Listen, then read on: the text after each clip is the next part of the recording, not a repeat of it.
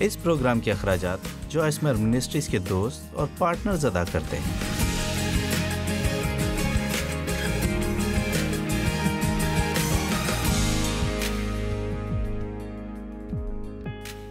غلطیوں کے خط کی پہلی 7 آیات اور انہیں ترتیب سے پڑھنے لگی ہوں۔ جب تک میں اس حوالے کو پڑھ نہ لوں، آپ میں سے کوئی جس نے بائبل کا مطالعہ نہ کیا ہو اسے سمجھ نہیں آ سکے گی کہ ان آیات میں کیا بیان کیا گیا ہے۔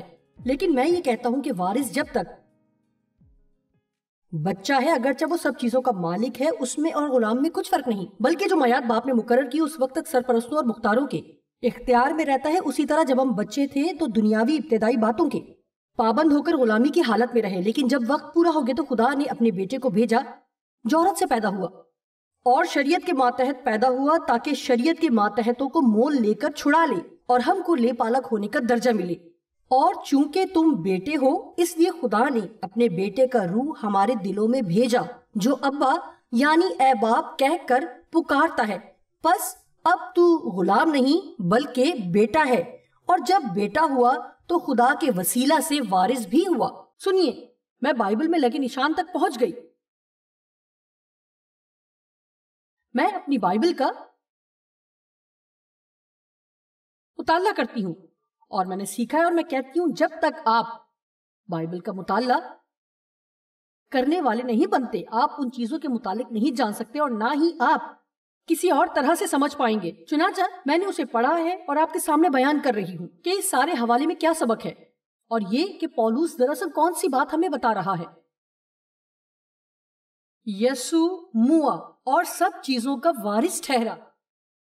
خدا ہمیں بھی وراثت میں شریک کرتا ہے ان سب چیزوں میں جو یسوع کی موت اور دکھوں کے وسیلہ سے حاصل ہوئیں۔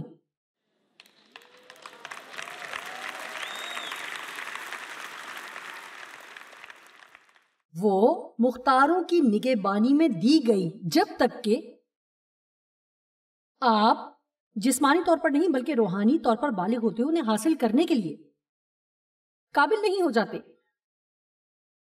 وہ یہی کہہ رہا ہے کہ آپ وارث ہو سکتے ہیں، ساری وراثت آپ کی ہے، لیکن اگر آپ بچے ہیں تو آپ میں اور غلام میں کوئی فرق نہیں رہا۔ اگر ہم نجات پا گئے ہیں اور آسمان پر جا سکتے ہیں، پھر بھی اس دنیا میں ہم اس وقت تک افسردہ رہتے ہیں جب تک ہم روحانی بڑھوتی پر توجہ نہیں کرتے۔ ہم بیٹے اور بیٹیاں نہیں بن سکتے اور نہ ہی قادر مطلق خدا کے فرزند ہو سکتے ہیں۔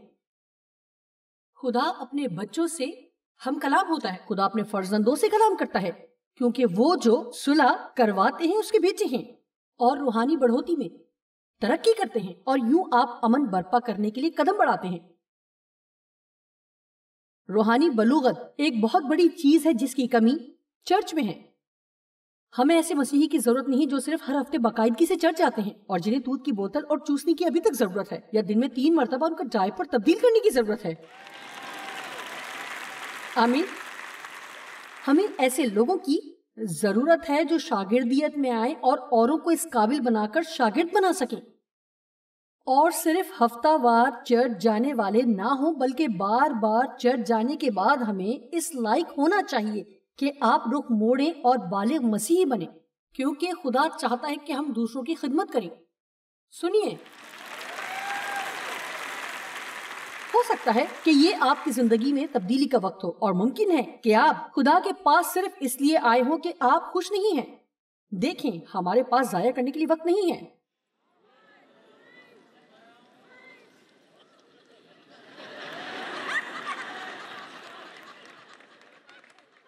یسوع بہت جلد واپس آ رہا ہے، بہت جلد میں آپ کو اصل بات کی طرف لے آؤں گی۔ ابھی آپ تھوڑا سا میٹھا کھا لیں۔ آمین۔ لیکن اس کانفرنس میں زیادہ تر گوشت ہی کھانے کو ملے گا، اور میں امید کرتی ہوں کہ آپ ان تمام باتوں کو بآسانی ہضم کر لیں گے۔ آمین۔ میرا مطلب یہ نہیں کہ خدا مجھے بتاتا ہے کہ جوائس آپ خوش نہیں رہ سکتی کیونکہ آپ خود غرض ہیں۔ یہ کہ میں منادی کر رہی تھی اور میری خود غرضی کی وجہ سے ایسا ہوا۔ چنانچہ جب ہم سب کوشش کرتے ہیں اور جب ہم کچھ حاصل کرنے کے لیے کہیں جاتے ہیں تو ہمیں خود کو بدلنے کی ضرورت نہیں ہے، اور ہمت بھی نہیں ہارنا چاہیے۔ ہمیں ضرورت نہیں کہ صبح اٹھ کر خدا کو ایک لمبی لسٹ دیں اور ہمیں سب کچھ دے تاکہ ہماری نجات محفوظ رہے۔ ہمیں اپنی خودی کے خیال اپنے ذہنوں سے نکالنے چاہیے اور ہر روز خدا سے پوچھنا چاہیے، خدا اگر تو مجھے استعمال کرنا چاہتا ہے تو میں حاضر ہوں. خدا آپ کے لیے منصوبہ رکھتا ہے، لیکن اگر آپ اس کے منصوبے کو خراب کریں تو خیال کریں تو آپ کو سوچنے کی ضرورت ہے. تب آپ ہر صبح خدا سے دعا کریں کہ اے خدا، میں دوسروں کے لیے برکت کا باعث بننا چاہتی ہوں. آج دعا میں میری مدد کر تاکہ ہر صبح اے خدا تو مجھے بتائے اور میں دوسروں کے لیے برکت کا باعث بنوں. ہو سکتا ہے کہ اس کے لیے آپ کو کچھ پیسہ خرچ کرنا پڑے اور اپنا وقت بھی دینا پڑے، لیکن ہر چیز کی قیمت سے بڑھ کر یہ کسی کو کچھ دینے سے بڑھ کے ہے. اپنی ذات کے بارے میں مت سوچیں. ہر طرح کی فکروں سے آزاد ہو کر محبت کی شریعت میں زندگی گزارنا شروع کریں تاکہ آپ حقیقی محبت کرنے والے بنیں. آمین. یہاں ایک مثال دی جا رہی ہے. کسی نے حال ہی میں مجھے بتایا کہ انہوں نے خیال کیا اور بتایا کہ ان کے بچے ہیں. کچھ بچے دوسروں کی نسبت روپے کے معاملات کو بہتر چلا سکتے ہیں، مگر عام طور پر وراثت اس عمر تک مقرر کی جاتی ہے کہ اگر دونوں والدین انتقال کر جائیں تو جب بچوں کی عمر 20 برس ہوں تو کچھ ذمہ داریاں دی جائیں، پھر جب وہ 30 برس کے ہوئے تو انہیں مزید کچھ ذمہ داریاں دی جائیں، اور جب وہ 40 برس کے تب بھی، اور جب 50 برس کے ہو جائیں تو اس سے بھی زیادہ، اور یہاں تک کہ 50 سال کی عمر میں ان کی ساری وراثت ان کے سپرد کر دی گئی. خدا ایسے ہی تھوڑا تھوڑا کر کے عطا کرتا ہے. بس خدا کی نجات ہمیں مل گئی ہے. ہمیں آسمان پر سے مفت انعام ملا ہے، لیکن اور بھی بہت سی چیزیں ہیں اور وہ سب کچھ خدا ہمارے لیے کرنا چاہتا ہے تاکہ ہم زندگی کا لطف اٹھائیں اور ہماری زندگی روحانیت میں بڑھتی جائے. ابھی تک آپ اپنی زندگی سے لطف اندوز نہیں ہوئے. شاید آپ بے جا اپنا وقت گزار رہے ہیں. جلدی آئیے. مجھے وہ وقت یاد ہے جب میں نے پاگل پن کیا اور اس سے بات نہیں کرنا چاہی 3 ہفتے تک. جی ہاں، میں ہر اتوار چرچ جاتی. جی، میں کھانے کے لیے مچھلی اپنی گاڑی میں رکھ لیتی.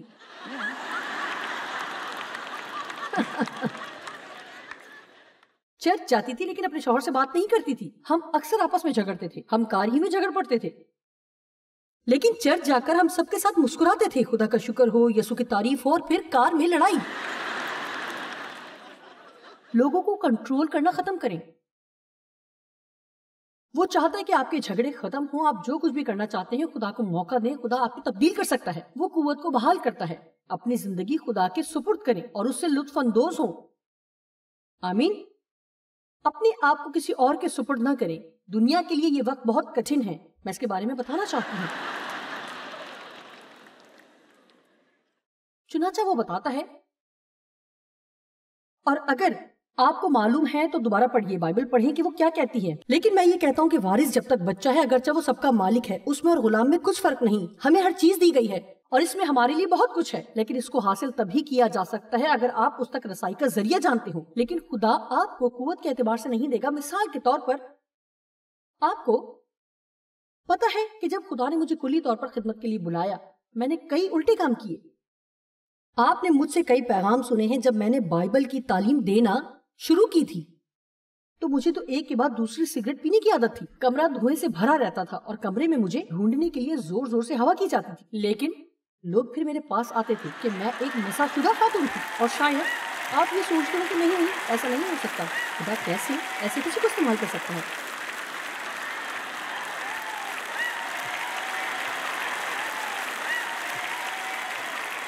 ذرا غور سے سنیے. اور کیا آپ جانتے ہیں کہ اس نے کیوں مجھے استعمال کیا؟ وہ جانتا تھا کہ مجھے کیوں اس نے بھیجا. صرف یہی نہیں کہ مجھے بھیجا، بلکہ میں خود چاہتی ہوں. بعد ازاں خدا نے مجھے استعمال کیا. اور یہی خدا ہمارے بارے میں چاہتا ہے. وہ چاہتا ہے کہ ہم دوسروں سے پیار کریں.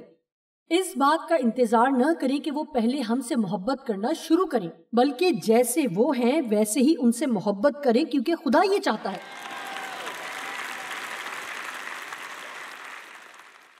خدا مجھ سے یہ چاہتا ہے کہ میں اپنی خدمت پوری دنیا میں لے کر جاؤں، لیکن میں اپنے کمرے میں صرف 25 لوگوں کے ساتھ بیٹھی ہوئی ہوں. مجھے کہاں ہونا چاہیے؟ اور اگر میں خدا کو اپنی زندگی میں یہ موقع نہ دوں تو خدا کبھی ایسا نہیں کرے گا. تو پھر آپ کو فیصلہ لینے کی ضرورت ہے کہ خدا آپ کی زندگی میں اپنے طریقے سے کام کرے.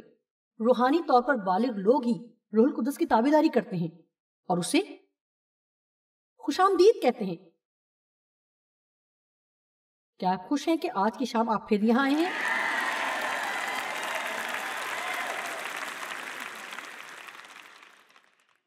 جی، چھوٹے بچے اس میراث کو نہیں سنبھال سکتے جو ان کے والدین ان کے لیے چھوڑ گئے ہیں۔ انہیں میراث کو سنبھالنے کے لیے بالغ ہونے کی ضرورت ہے، اور پھر جب انہیں دی جائے گی تو وہ اسے خراب نہیں کریں گے، تو وہ ان سے واپس لے لی جائے گی تاکہ وہ صحیح وقت تک ان کے لیے محفوظ رکھیں۔ آئیں ہم اپنی زندگیوں کے لیے روح القدس کے کردار کے بارے میں بات کریں۔ روح القدس ہماری زندگی کو روحانی طور پر بالغ بناتا ہے۔ اس کا تعلق یوحنا 16 کی 12 سے 15 میں کیا گیا ہے۔ یسوع نے کہا کہ مجھے تم سے اور بھی بہت سی باتیں کہنا ہے، مگر اب تم ان کی برداشت نہیں کر سکتی، لیکن جب وہ یعنی روح حق آئے گا تو تم کو تمام سچائی کی راہ دکھائے گا، اس لیے کہ وہ اپنی طرف سے نہ کہے گا، لیکن جو کچھ سنے گا وہی کہے گا اور تمہیں آئندہ کی خبریں دے گا۔ یسوع نے فرمایا تو تمہارے حق میں بہتر ہے، کیونکہ جب میں جاؤں گا تب روح القدس نازل ہوگا، لیکن وہ اسے نہ سمجھے کیونکہ ابھی تک ان کے لیے کچھ بہتر نہیں تھا اور وہ اس کے ساتھ رہ رہے تھے۔ لیکن یسوع نے بیان کیا کہ روح القدس ہر لمحہ ہر ایک زندگی میں کام کرتا ہے، کیونکہ ہر ایک کی زندگی مختلف تھی۔ میں آپ کے سامنے ایک ہی پیغام پیش کر رہی ہوں، لیکن مختلف لوگوں کے تقریباً 500 پیغامات چل رہے ہیں، کیونکہ سننے والے فرق ہیں، اور خدا آپ کو وہ سننے کو دے رہا ہے جو آپ کی ضرورت ہے۔ آمین۔ میرا ایمان ہے کہ آپ جسمانی طور پر شفا پا سکتے ہیں اگر آپ یہاں موجود ہیں اور آپ اپنے پورے تک نہیں پہنچے ہیں۔ آپ جانتے ہیں کیوں؟ کیونکہ کلام میں قوت موجود ہے، کلام میں موروثی قوت موجود ہے۔ اگر آپ کلام کی عزت کرتے ہیں، اس سے پیار کرتے ہیں، تو یہ کلام جسمانی طور پر آپ کو شفا دیتا ہے۔ چنانچہ آج آپ یہاں موجود ہیں، آپ کو کسی کی بھی ضرورت نہیں ہے کہ کوئی آپ کے پاس آئے اور ہاتھ رکھے۔ آپ بس ایمان رکھیے اور آپ جہاں بھی موجود ہیں اپنی شفا کو قبول کریں۔ آمین۔ آپ اپنی مشکلات سے آزاد ہو سکتے ہیں، مسا کے وسیلہ سے بندھن ٹوٹ جاتے ہیں۔ یہی آج خدا کا مسا ہے، یہی وجہ ہے کہ آپ میری آواز سن رہے ہیں، کیونکہ جب میں نے کہا کہ آپ ناخوش ہیں کیونکہ آپ خود غرض ہیں، تو آپ یہاں سے چلے نہیں گئے اور آپ رکے رہے، کیونکہ آپ مسا کے وسیلہ سے، سچائی کے وسیلہ سے یہاں بیٹھے رہے۔ سچائی ہمیں آزاد کرتی ہے۔ آمین۔ صرف سچائی کے وسیلہ ہم آزاد ہوتے ہیں۔ اگر آپ سب کچھ نہیں سننا چاہتے جو کچھ خدا آپ سے کہنا چاہتا ہے، تب وہ کچھ بھی آپ سے نہیں کہے گا۔ میں پھر کہوں گی، اگر آپ خدا کی آواز نہیں سننا چاہتے، کیا مجھے دوبارہ دہرانے کی ضرورت ہے؟ اور وہ سب کچھ جو خدا آپ سے کہنا چاہتا ہے، تو آپ ابھی تک اس نقطے تک نہیں پہنچے جہاں آپ کو ہونا چاہیے تھا، تاکہ آپ خدا کی آواز سنیں اور وہ جواب دے۔ یہاں آج کتنے لوگ بیٹھے ہوئے ہیں؟ آپ آسانی سے ان چیزوں کی فہرست بنا سکتے ہیں، 4 5 6 چیزیں جن کے وسیلہ سے خدا قائل کرتا ہے، اور آپ بھی خواہش رکھتے ہیں کہ آپ جانیں۔ اس کا یہ مطلب نہیں کہ آپ آسمان پر نہیں جانا چاہتے، لیکن کوئی چیز ہے جسے آپ چھوڑ رہے ہیں۔ آپ جانتے ہیں کیوں؟ خدا کبھی یہ نہیں چاہتا کہ وہ کوئی بھی چیز ہم سے چھپا لے۔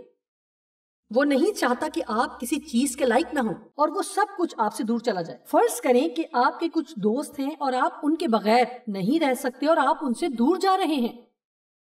وہ آپ کی زندگی میں زہر گھول رہے ہیں اور آپ یہ سمجھتے ہیں کہ وہ آپ کے لیے اچھے نہیں ہیں، پھر بھی آپ ان کے ساتھ جڑے رہتے ہیں۔ آپ ان سے جڑے رہنا چاہتے ہیں، لیکن یاد رکھیں خدا آپ کو تنہا نہیں رہنے دے گا۔ وہ نہیں چاہتا کہ وہ تنہا ہوں۔ ان دوستوں کے برے اثرات سے بچنے کے لیے آپ کو بالغ ہونے اور خدا میں بڑھنے کی ضرورت ہے۔ آمین۔ اسی لیے خداوند فرماتا ہے، لیکن جب وہ یعنی روح حق آئے گا تو تم کو تمام سچائی کی راہ دکھائے گا۔ خدا کا کلام اس کے لیے ہماری رہنمائی کرتا ہے، وہ ہم پر ظاہر کرتا ہے۔ خدا ہمیں ترک نہیں کرتا، وہ سچائی کے لیے ہماری رہنمائی کرتا ہے۔ وہ پاک روح کی حیرت انگیز باتیں ہم پر ظاہر کرتا ہے۔ میں نے باتیں خود سے سیکھی ہیں۔ روح القدس نے مجھے شفا دی، اس نے مجھے شفا دی اور مجھے تھوڑا تھوڑا کر کے بتایا۔ خدا نے چھوٹی چیزوں سے آغاز کیا جتنا میں برداشت کر سکتی تھی۔ میں ان چیزوں کے بارے میں سوچ بھی نہیں سکتی تھی۔ میں نے اس کے متعلق کوئی بات نہ کی اور میں نے روح القدس کی آواز سنی۔ یہ بڑی خوبصورت، اور خدا مجھے اس کے لیے استعمال کر رہا ہے۔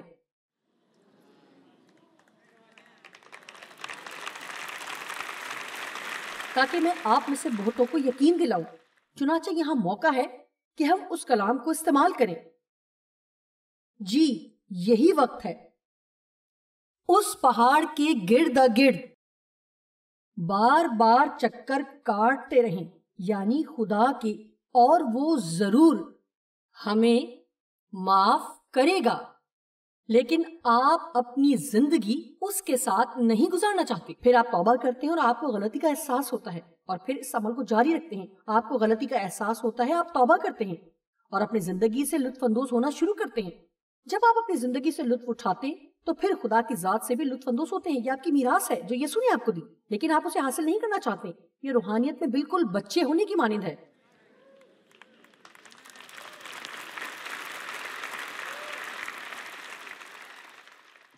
اگر آپ بڑا ہونا چاہتے ہیں تو آپ کو ایک قدم آگے بڑھنے کی ضرورت ہے تاکہ بالغ مسیحی بنے.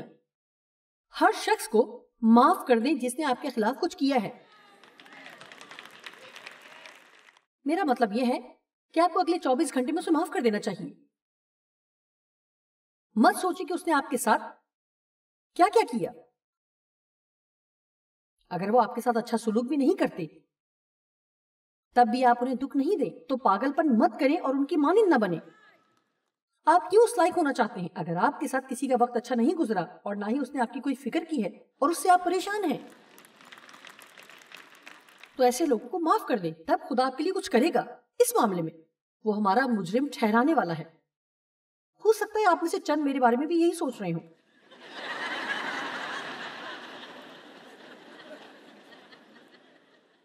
لیکن کیا آپ جانتے ہیں کہ روحانی بلوغت کیا ہے؟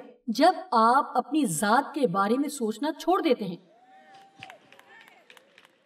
اور جب آپ دوسروں کے بارے میں سوچنا چھوڑ دیتے ہیں جو آپ کو دکھ دیتے ہیں اور کوئی نہیں ہوتا جو آپ کے ساتھ ہو, تب آپ کہتے ہیں اے خدا میں آپ سے رفاقت رکھنا چاہتی ہوں, میں خود کو آپ کے ہاتھوں میں دیتی ہوں. مجھے آپ پر بھروسہ اور یقین ہے. میری زندگی کی حفاظت کیجیے.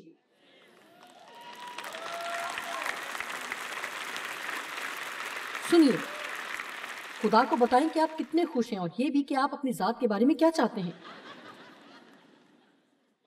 اپنی ذاتی فکر چھوڑ دیں اور ایک بڑی محفل کا اہتمام کریں. کیا آپ تقدیس کے عمل سے واقف ہیں؟ ہم پاک ہوتے ہیں جب ہم مسیح یسوع کو قبول کر لیتے ہیں. تب ہم اندرونی طور پر پاک ہو جاتے ہیں تو خدا کا روح ہمارے ساتھ ہوتا ہے. وہ ان لوگوں کے ساتھ نہیں ہوتا جو پاک نہیں ہوتے. بس ہمیں خدا کے ساتھ اپنا تعلق درست کرنا ہے کیونکہ اس نے ہمیں پاک کیا ہے, اسی لیے مقدس کہلاتے ہیں. کیا آپ جانتے ہیں یہی وہ اہم چیز تھی جس کی ضرورت تھی. فلپیوں 2:12 میں بیان کیا گیا ہے, آپ کی نجات خوف اور عاجزی کی وجہ سے ہے.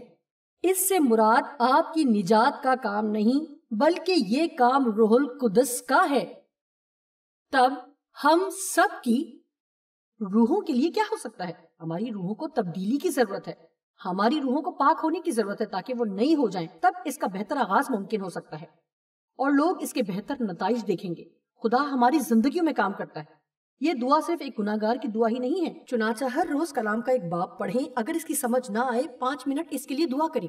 ہر ہفتے باقاعدگی سے چرچ جائیں. اپنے ساتھ اپنی کار میں مچھلی لے جائیں اور سمجھیں کہ یہ کافی ہے.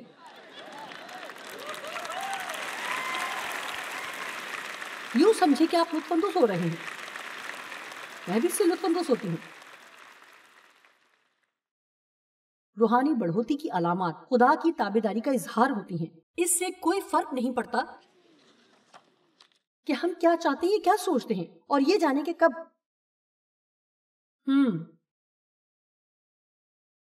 خود غرضی سے زندگی گزارنی ہے اور خدا کی روح کی ہدایت میں چلیں, نہ کہ شریعت کے ماتحت. مقدس پولس یہی سکھانے کی کوشش کر رہا ہے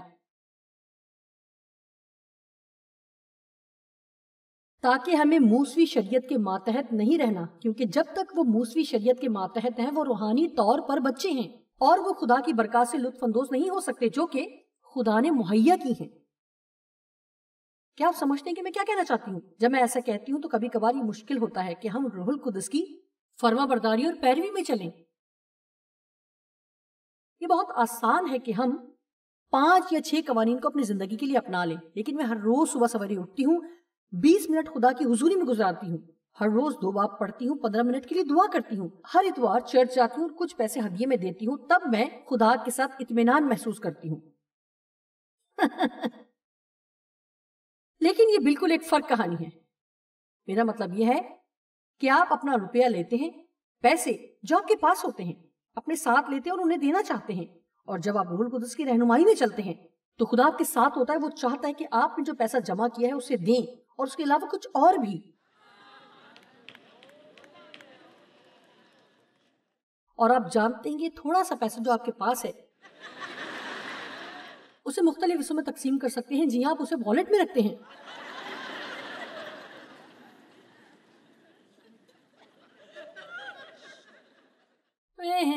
میرا مطلب ہے کہ آپ اپنا روپیہ لیتے ہیں، پھر آپ باقاعدہ دہیے کی دینے والے بن جاتے ہیں، اور پھر آپ یہ جان جاتے ہیں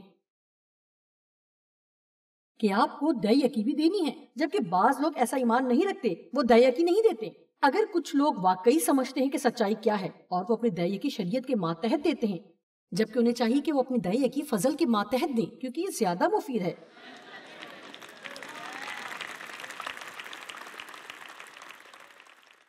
اگر ان دونوں کا موازنہ کیا ہوتا، اگر آپ اپنا والیٹ خدا کے مطابق دے دیتے، تو میں آپ کو بتاتی ہوں، نہیں میں تو آپ کو پریشان کر رہی ہوں کہ یہ آپ کے لیے خوشی کا باعث ہے اور باعث فخر بھی.